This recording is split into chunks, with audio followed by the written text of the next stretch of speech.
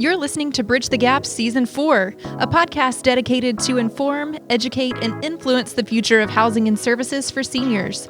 This podcast is powered by supporting partners Propel Insurance, Enquire, LTC REIT, the Bridge Group Construction, and Solinity. Learn more at btgvoice.com.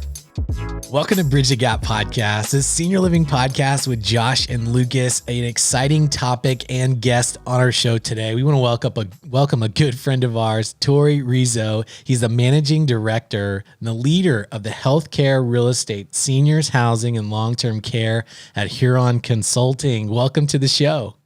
Thank you, guys. Lucas, Josh, good to meet up again. Absolutely. We really have enjoyed conversations with you, as we haven't been able to attend conferences and share a cocktail and just a discussion. We have had the opportunity to get on a couple of Zoom calls and just talk about what's going on. And it's always fun to get updates from you because you're constantly innovating and you've had some recent changes. You've had some big CEO roles that people in our industry know you very well from. And now you're on this new venture with this consulting platform. Today, we're going to be centering in around the topic of the opportunity to evolve to better. And we're going to run through a couple of things where there's going to be some key takeaways in this and some strategies around innovation, efficiency, effectiveness, collaboration, health systems that our listeners are going to want to probably re-listen to this episode multiple times. Torey, before we jump into those bullet points, help us with the framework here. What do you mean by the opportunity to evolve to better? Yeah, Lucas, thank you. And I've been involved in the industry now since 2006. My first NIC event was in 2006 when I was at the CIT Group platform as a lawyer. We were making loans to people in seniors housing and skilled nursing. And I've seen the industry evolve, and it became for the better. And frankly, I recognized early on that the folks that we were lending to, some of the folks really, they were focused on just bottom line. They didn't care if it was seniors or bubble gum or widgets. They were just out to make money. And there were other people, their heart was in this business, and they served residents and they served staff. And guess what? They were the people that we wanted to lend money to. And I wanted to ultimately make my partners in this space. They had a heart for this business. And when you do that, guess what? Investors are satisfied and money is made and opportunities are given. So those are the folks that we wanted to focus on. Over time, we've all been kind of, during that 15-year tenure, I've seen that as we've seen, recessions come and go and that kind of good stuff. And everyone's kind of, you kind of heading down as if it were a highway. Everyone's going really fast down the highway and you're just focused on staying in your lane and not crashing and not having anything happen. The pandemic for me kind of, it was like an ice storm. You don't really see that it's going to be really slick out there. And all of a sudden you're in a tailspin and you're hoping not to crash into the car in front of you. Actually, in this case, I think there were a lot of crashes and there were occupancy challenges with people, unfortunately, that died in the pandemic, right? In the early stage of the pandemic, we didn't even know what was going on. And so people all of a sudden were trying to keep their residents and their staff alive and not really knowing how bad that was going to get. We're now, as we start to see light at the end of that tunnel, I think that we have the opportunity to say, okay, we were traveling really fast on this highway and not aware of the slick conditions up ahead. And we've kind of made it. Maybe we got our car dinged up a little bit, but it can still drive. But we have the opportunity right now to go in and reevaluate where we were going, how we were going, where we were going. And I think that's the real opportunity to evolve to better right now. And I think those are some of the topics that we should talk about is what do we focus on and let's use this opportunity. People say, let's not let a good crisis go to waste. And that's really what we see here is that this is a unique opportunity that we were given to rethink and to set ourselves on a course for better as we go forward. Josh, there is a huge topic and discussion around occupancy. And Torey, this seems to be one of the focus areas that you and your teams are looking at. Occupancy is a major challenge right now. It affects the economics and it has a big cause and effect. In your outline for discussion today, you're talking about renewed focus on some old themes. You want to talk to us about that and specifically maybe start around the strategy component? For sure. Yeah. as we've thought about it in this new platform, so as Lucas, as you said, I was a lawyer in a lending platform. I then was CEO of a small real estate investment trust, and we partnered with kind of the developing operators, helping them go from smaller to larger. And then I worked with Blueprint Healthcare Real Estate Advisors as their CEO during 2018, 2019, and the beginning part of 2020. And so, I've in this new platform where I am today, it's kind of using all of those different experiences. And one of those is when we were equity, when we were debt, when we were trying to be a service provider on the asset sales side, we saw clients that you needed to know where you're headed, right? So I call it kind of a North Star. And you need to ask yourself, where are we headed geographically? Who do we want to serve and how do we want to serve them? That's your resident pool and population, and then your staff, right? How are you going? What's your outlook toward your staff? Right now, we all know that labor is a challenge to find it, and the cost of it is going up, and that's now going to skew all of our economics. And as a result, we really do need to have a strategy, right? About what are we, again, geography, product type, and what's our outlook, and how do we want to engage with our pool of staff? So we have to, that's one of the things that we think is important, is not just going and doing the day-to-day and being caught up in our activities. It's kind of like we have ADLs, activities of daily living. Let's not get caught up in the ADLs of our business. Let's really figure out what do we want to accomplish, set our goals, and then start to chip away at those. And even though it's going to take time to do that. Torey, I am tracking right with you, and I love the way that you phrased this opportunity to evolve to better. Your first point, the topic of strategy, the first thing I'm thinking of, I'd like to know kind of your gut instinct, kind of the pulse. You get to talk to a ton of different decision makers and leaders in the industry across the country, probably even beyond our boundaries as a country. Do you think that people as a whole, like the operators, the developers, owners, are at a point coming out of COVID to where they're actually thinking strategically, the dust is settling enough, or are we still kind of hit in the face and still trying to just get our bearings and our heads are ducked? What's your pulse on where we are as an industry thinking strategically? That's a great question, Josh. And so here's how I think about it. Again, as you guys know, personally in our phone calls in the past, and as people that have run across me more than once know that I like to use images to illustrate what I'm talking about. And I think this is like the person that has a really bad back, either a disc problem or something, and they used to play tennis and go for walks and hiking and all that, and their back hurts and they can't do it, right? So the pandemic effectively is like that underlying condition, or that the government money that's been sloshing around out there it's like a steroid to the underlying condition. It makes us feel better. We can still go play golf. We can still run these businesses as we were kind of doing it before. We've had some assistance. Now, as that steroid starts to wear off, we're going to have to deal with the bad back. We're going to have to go in for surgery. So I think, Josh, to answer your question, that we're still in that transition from weaning off of the steroid to really facing what is coming, which is we do have labor shortages. We do have labor costs going up. We have now supply costs. We have different things we're going to have to deal with. I think that different people are in different stages of that realization of where we are, but that we are headed. People say, oh yeah, there's going to be distress, and the lenders are going to be, well, yeah, it's all going to start to happen. So back to my pile up. This is the cars have piled up, and the 18-wheelers that were behind the cars are still coming.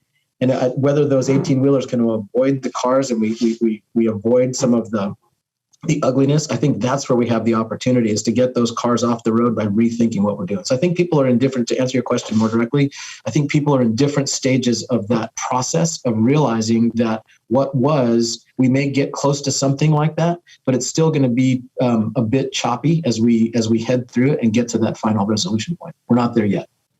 So that's a really good analogy, and thank you for using that.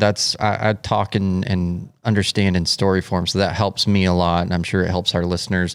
I don't want to spend too much time because there's so much good stuff here to talk about. I don't want to run out of time, but thinking strategically, I would say that's one of your strengths. You've gone in and helped retool and strategically position a lot of different companies through the years, and it's been fun to watch from kind of the outside looking in.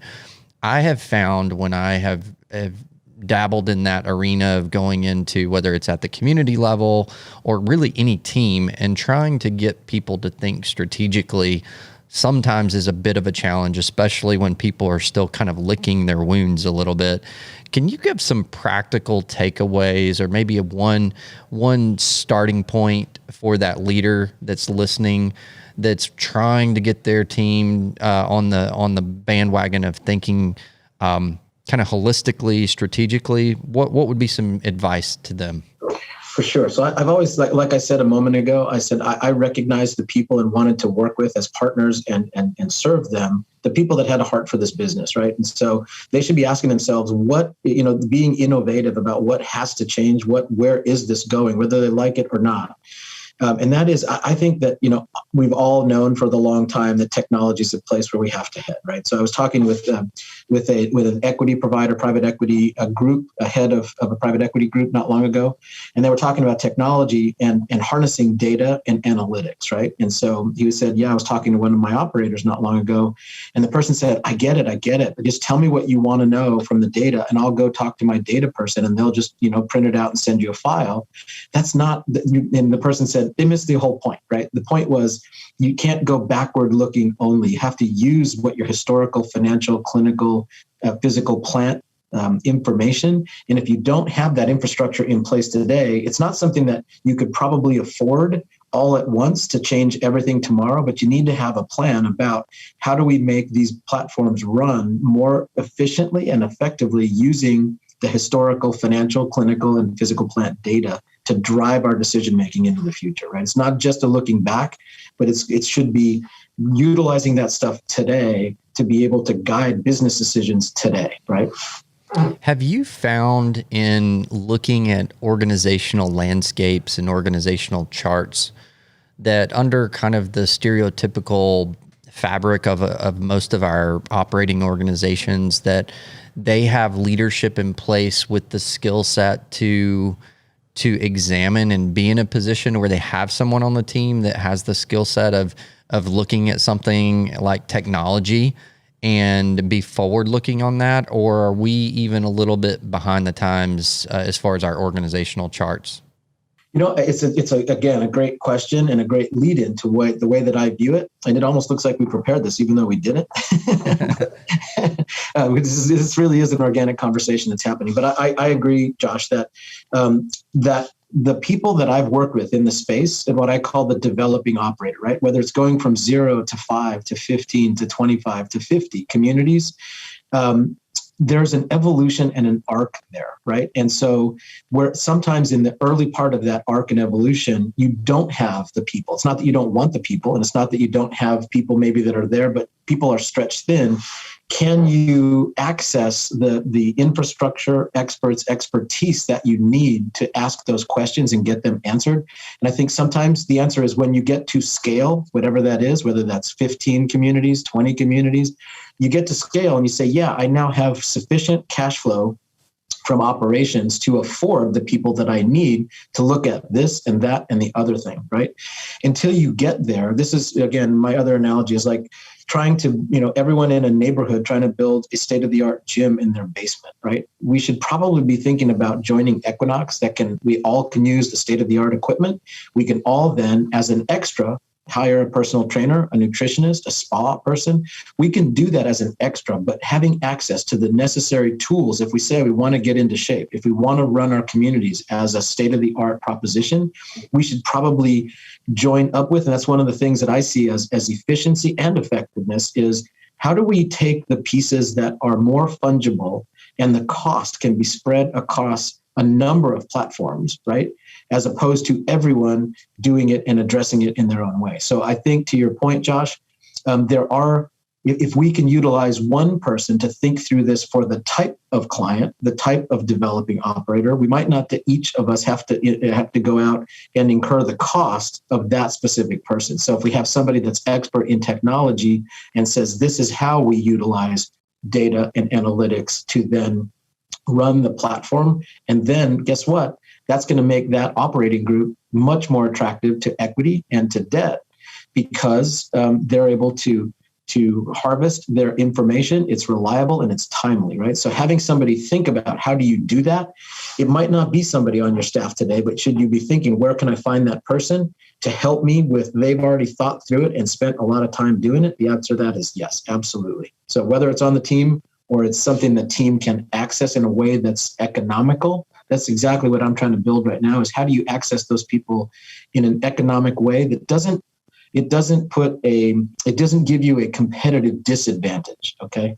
It's basically, so another analogy here is like, let's just say that there was a word processing program out in the market, a spreadsheet on the market, and a graphics a program on the market, right? But they were never really pulled together. You know, it's like basically you're trying to say, how do they talk together? How does it work? I need to do a spreadsheet and create a memo and then do a deck, a presentation deck, right?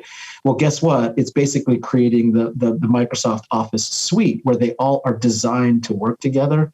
Just because you use Microsoft Office doesn't give you a competitive advantage. It just gives you the tools you need to go out and compete in the market, right? So we're trying to just give people the base platform and access to the right things to then be able to use it, right? To then make your business better and serve more residents.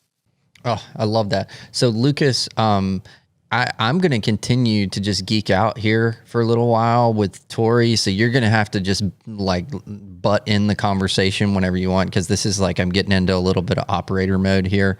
But I'll tell you, you're touching on something that's near and dear to my heart because, not many people know that my day job is managing communities. But over the last 15 years, I've gone through this painful thing. And I think sometimes being an early adopter of technology and how much technology and innovation has started pouring into our industry, I've fallen victim. This is confessional. I have fallen victim to that scratch and sniff everything that looks cool and that every salesperson tells you it will change the way your organization does this, but without having someone strategically, either a partner or a team member designated that really understood that line and how it all communicates together and how we turn that into actionable processes that improve the forward trajectory of the organization. That was something that I lacked. So that leads to frustration. It leads to team frustration. So again, we could have a whole podcast about this because talking with a lot of operators that have been in similar, even that are much larger than we are, that has been a symptom and kind of an issue that I'm hopeful this kind of compression, this pressure that we've gone through when we come out on this backside, we're a little bit more strategic with that. So I appreciate that topic. So I've got another question, then I'm going to shut up for a little bit and let Lucas talk, but I don't want to chase too much of a rabbit, but I think when we start looking at our organizations, Torey, it's very natural to start fixing the internal, right? And like what's the red line issues that we have the most control over. I'm wondering what your opinion, and this is purely whatever you want your opinion to be on this, but how much, as we look at a changing industry, an evolving industry, how much do we in our organizations and as an industry have the ability to change versus how much are we going to have to get outside the walls of our community, even from a regulatory standpoint, I think about to help to shape our industry because there's so many like fences put up around us by whether it's regulators or legislators or things like that. I've kind of got this feeling that for real evolution and real change, we not only have to look at our organizations, but we're going to have to figure out how we also educate people on what the industry where those fences should be. Do you have any thoughts on that?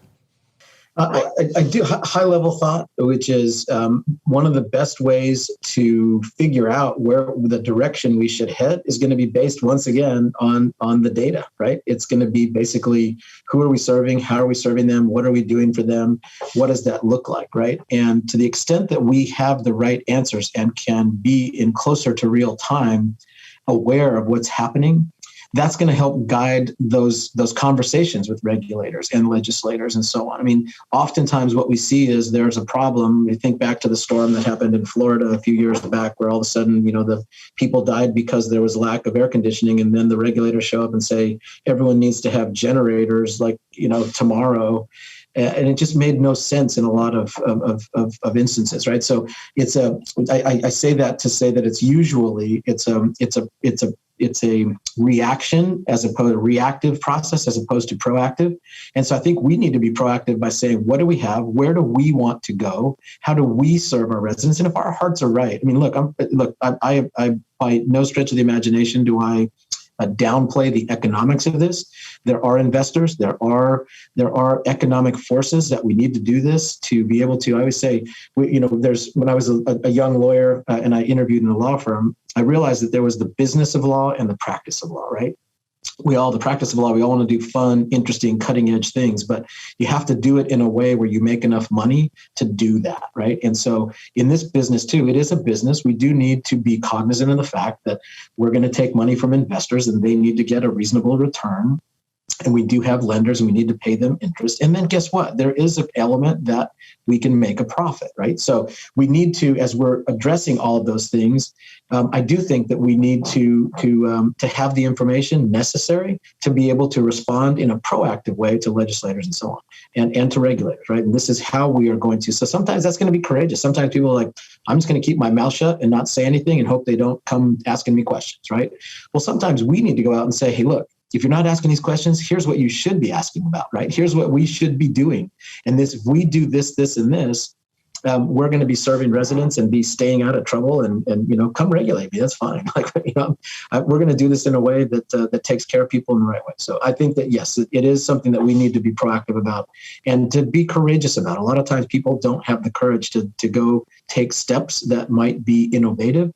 And sometimes, innovation, sometimes there's going to be, it's going to be failure, but nobody really wants to talk about that. But that then guides the success, right? It's just a door or a window that closes and we need to find another entrance or exit, right? So that's, it guides the direction we go. I appreciate that. I really appreciate that. So as we start, there's so many things I want to talk about, but again, Lucas, you jump in here and you cut me off wherever we get it, because I know we've got a limited time frame, but let's fast forward a little bit, because I think when we start talking about trajectory of an industry and changing and evolving, sometimes we get interchangeable terms and senior housing gets meshed in the middle of healthcare systems, long-term care, and everybody asks, like, where is senior living? What is senior living? What is senior housing? Where are the lines blurred? And now we're starting to see emerging models that are kind of combined. So when you think of the future of senior housing, where we should go, where we are going, and think about combining service offerings, can you talk just a little bit about what that is? I can probably talk a lot, but I'll just try to limit it to a little. Yeah, let's just talk. I mean, look, I'm not the smartest guy around, but we all know that there are more people that are aging than in this current bubble, right? So we're just about to start the beginning part of the wave of the baby boomers, right? So 1946 to 1964.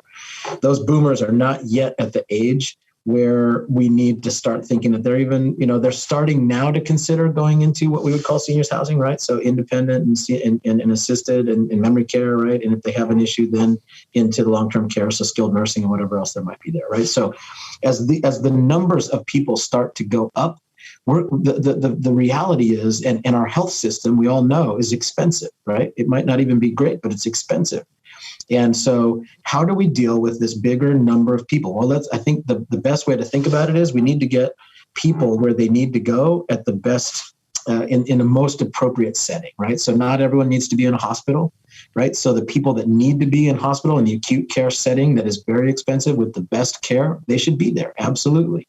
But then, when they're able to transition into something that today resembles a skilled nursing facility, and then from there they can transition into something that resembles a seniors housing community with higher levels of care. Okay, my personal experience, my dad is 93.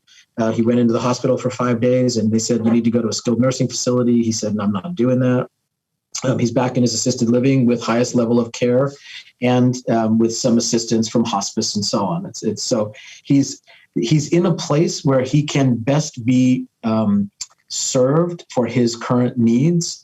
And so how do we do that? How do we facilitate that, right? So how do we make sure that the people that need acute care are there and that they can transition into a skilled nursing or equivalent when needed, or into a seniors housing type of an environment when needed and possible?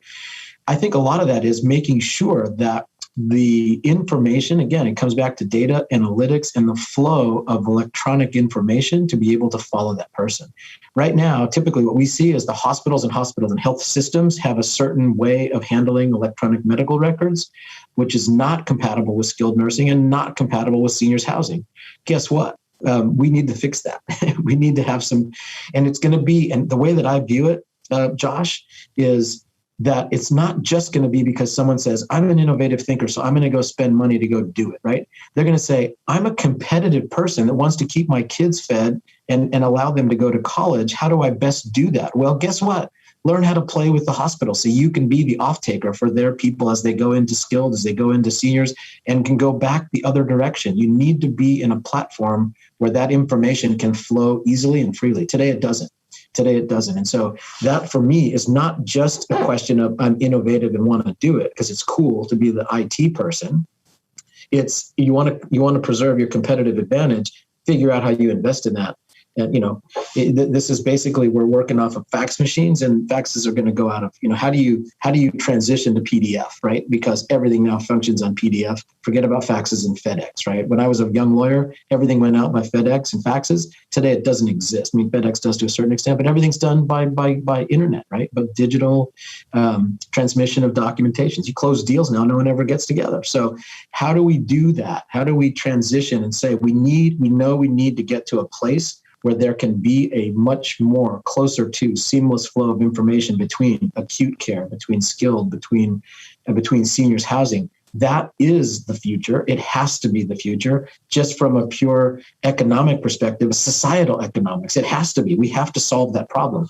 The people that recognize that, are willing to be courageous around that, and willing to put their dollars back, into it.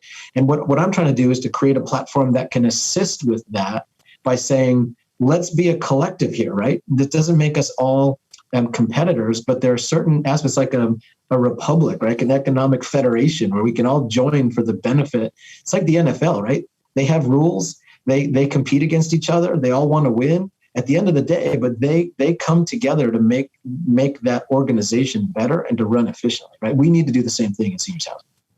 Totally agree. And I think, Lucas, you and I have talked a lot about this. I think we're kind of at the perfect intersection of, not only is that what our industry needs, I think the emerging technologies are going to allow that to happen, but I also think this next generation, this boomer generations that you were describing and defining, they're going to demand it.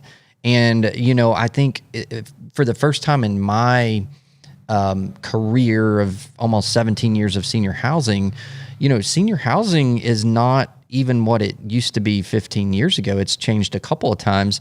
And I can think of, what used to the services you could only safely get in a healthcare facility or a senior living, assisted living community. Now, because of technology and innovation, people have the choice to get that at home.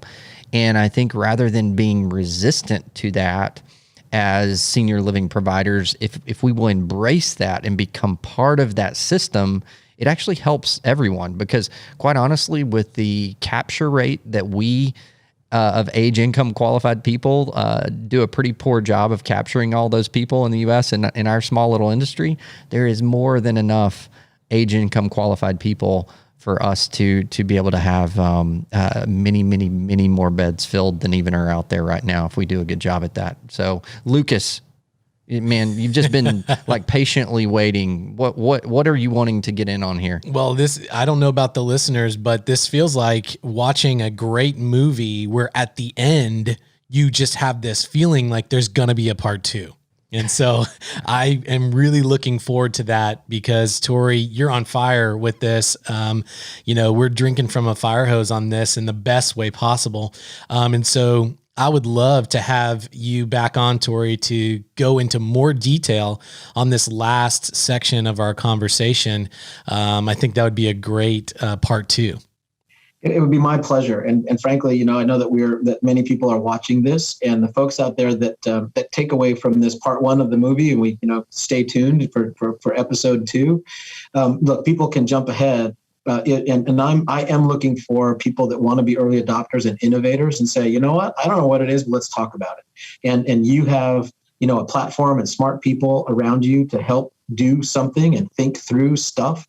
We'd be happy to do that. And we're looking for people to help do nothing short of change the industry, right? We can take the pieces that we know today and help craft a place tomorrow. It's like a ship. You're in your port today. You're going to sail for another port.